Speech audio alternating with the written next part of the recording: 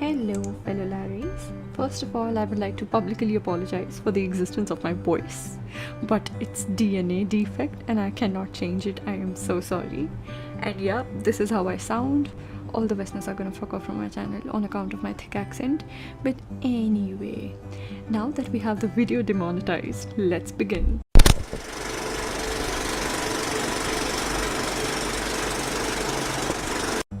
So I've been meaning to make a narrative video from a long time talking about this fan base, but I've been putting it off. But finally I have time, and I'm sorry, I know I've not been uploading a lot and I'm really busy. I'm really genuinely sorry about it, and I'll try to increase the frequency, but alright. I'm gonna take this step by step and begin with talking about why am I a Larrie, or why people are Larries. And while this is a topic that I can talk about for hours and hours, I'm just going to pick out my top 4 reasons, so 4 major reasons why I became a Larrie. So let's begin.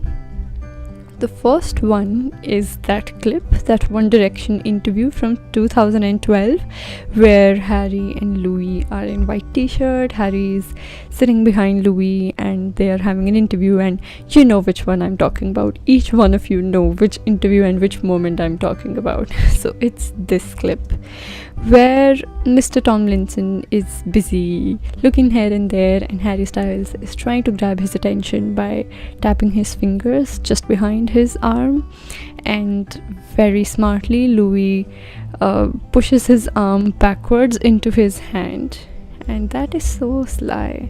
And Harry then smiles, and yep, it's a very cute moment. So this moment, yep, I am really sorry, this is not straight behavior. This is not, nobody can convince me whatever's happening here is straight behavior. No two straight friends talk or act or behave like that. And this is not even a I have a crush on you moment. This is boyfriend behavior, because if you have a crush on someone, you will not do something, let's say, so over the top with them, because you kind of are guarded with your movements and you don't want to appear horny or, let's say, too forward, so you don't do things like that. But this is pure boyfriend behavior, and Louis is like, oh, my baby wants to touch my arm, here, let me give him free access. Point number 2 for me are the video diaries from X Factor. Now, a lot of people try to argue a point that the behavior from Harry and Louis back in the days was to create a buzz and to get the rumors going, because it feeds their popularity and makes them famous. I have more to talk about this later, but if that were completely true, then what about all these clips? So I'm talking about the video diaries from X Factor. They were all just contestants and they were fighting for a spot at this reality show. And so there was absolutely no reason for them to be fake, to create a buzz or anything like that at all. So essentially what we see here is raw footage of 2 kids falling in love with each other, and that's it, because you can see it in their eyes, you can see it in their body language, you can see it so clear. I mean, look at Harry, he's recovering from Louis' touch, for God's sake, and that you cannot fake. And they are not camera trained at this point. They don't have a huge fan base behind them that they have to think of whenever they are acting around each other. So which is why I think these clips are a very, very good example of, they were just at this point, I think, crushing on each other, and it's really sweet to witness. The third reason that makes me suspicious are their overlapping songs. I mean, at this point, there's no denying that Harry and Louis, if they've not been together, write about the same thing. Like, their songs essentially talk about the same breakup and about the same thing all the time. And I think it's undeniable at this point. You are fooling yourself if you're not able to see this. And while I'm not going to delve that deep into this topic, because that will open another Pandora's box, what I mean to say is a simple lyric which is from Louis' song, let's say, I know you left a part of you in New York, only a barren box with you.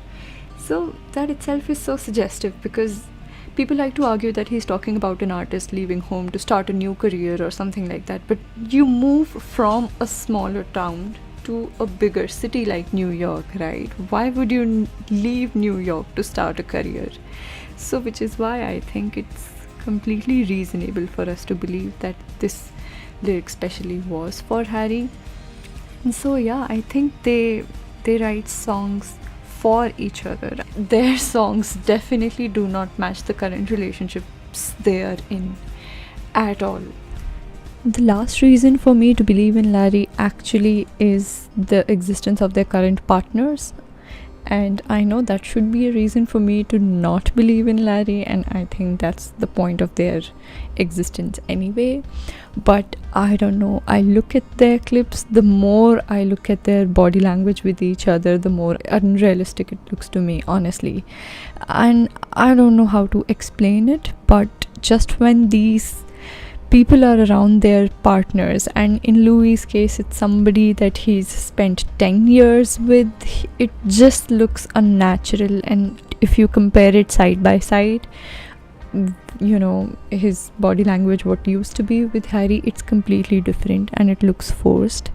And people like to argue that it's because you change as a person when you grow up, but that's not true, because we see this similar instinct come out when he's with his friend, but that's just completely absent when he's with his girlfriend. And the same goes with Harry, I think. The fact that both of them refuse to acknowledge their significant others during their lives is a big giveaway, because you've written songs about this person who's standing right in front of you or is in the VIP box in front of you.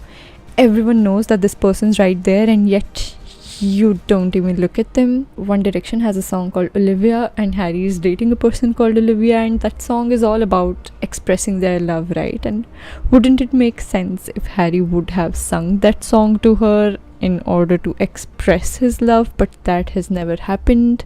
In all of the pictures and posts that we get about Louis with his family and friends, it's always plus Eleanor, but I'm yet to see a picture, and I might be wrong and you can correct me in the comment section, but I'm yet to see a picture where he is the plus one on Eleanor's side of family's function or anything like that. Because once you spend 10 years with each other, wouldn't it be more like a family? And big holidays and everything, you would tend to spend, all of you would tend to spend together, but that also I've not really witnessed. And similar such point for me is that Louis keeps bare minimum, or in fact actually no interaction between his own son and his girlfriend, which also is very weird given the circumstances, since this person is a constant in your life and that's your son. Wouldn't they both be spending time together? But whenever there's Freddie, Eleanor's not there.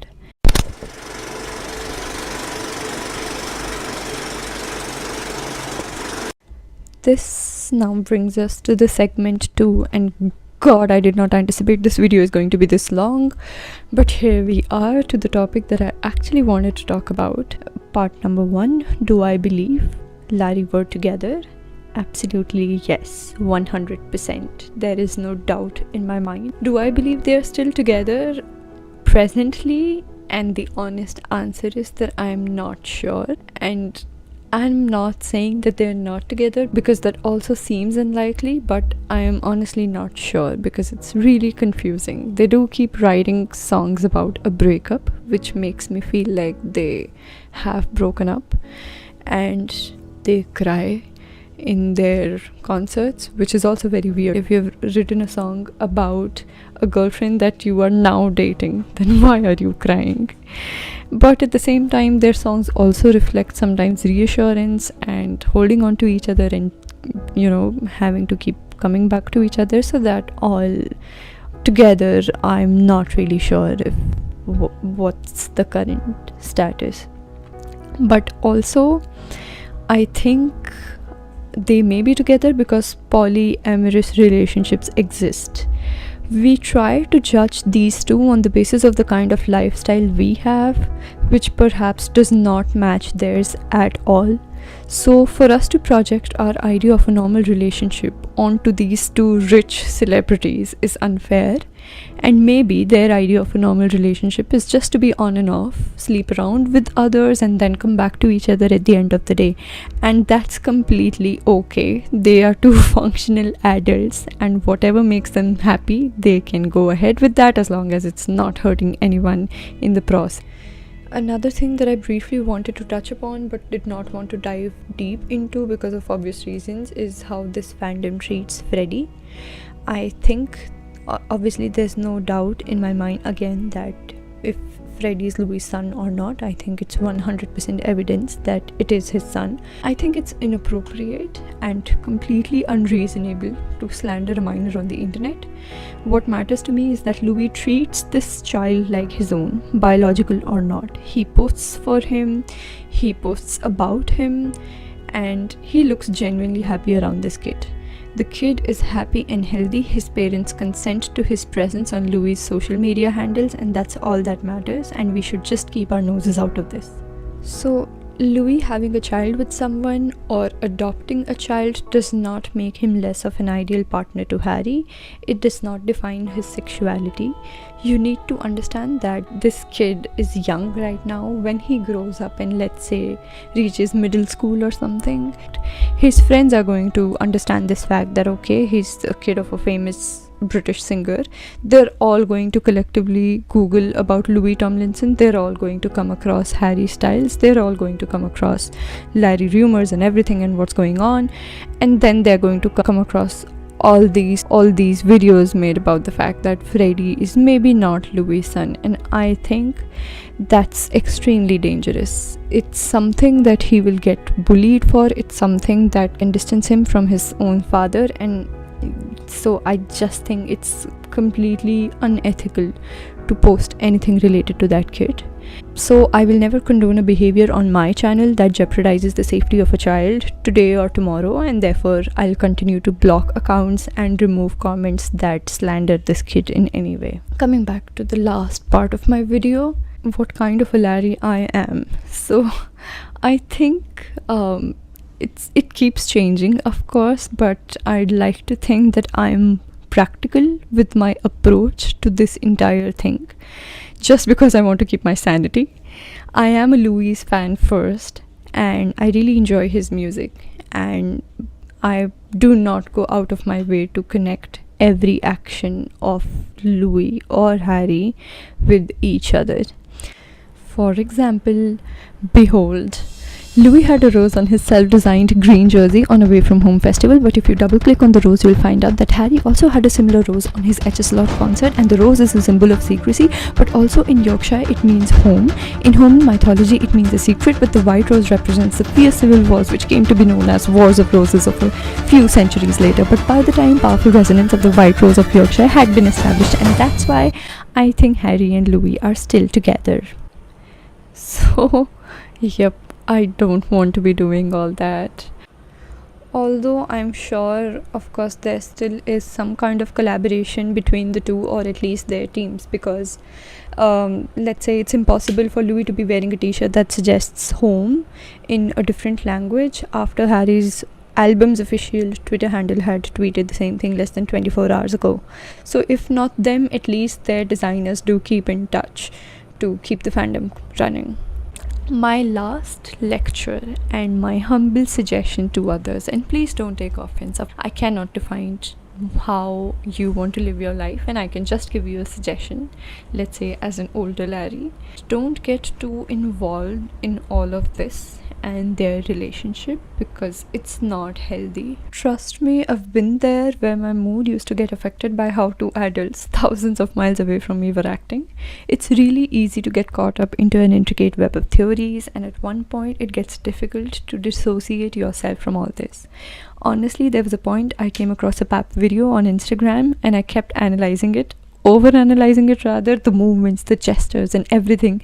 And then I thought, what has my life become? Did I do my masters to analyze two gay men who have nothing to do with me? and kind of like a wake-up call. I understand it's frustrating and unfair that two people who seem to be very much in love with each other are probably going through all this and are not allowed to be free. But bitch, they are drying their tears with handkerchiefs made out of silk and you still have biology homework pending. Just a joke, don't get offended. Anyway, I mean, I know it's sad and it starts to feel helpless and you want to do something to help two people, but beyond a certain point, you can only wait and watch, right? So just have faith, take a step back, stop getting into comment section wars. I know it's easy to say that these kids responding behind the mask of internet are just losers and I'll just give it back to them and it's not affecting me. But I'll be lying if I don't admit that it still hurts. Negativity spoils your mood, and that's the truth. So don't let yourself get affected to the point that you are dysfunctional and are only waiting for the next big thing to happen. You also end up becoming negative. It's inevitable. I've seen that happen to diaries because in their drive to justifying their ship, they end up hating Louis Tomlinson and calling him names because they see no way that their ship would have been real if these three were friends with each other. And that's toxic behavior. So that was all from my side, and thank you so much if you're still watching this video till the end. And I'm not going to listen to it. I'm very apprehensive about posting this one because I feel like I sound like an R2D2 running out of battery or a dying horse. So but hopefully you were able to sit through it. Thank you so much. I'll be back, maybe not anytime soon, but thank you so much for your patience. Bye.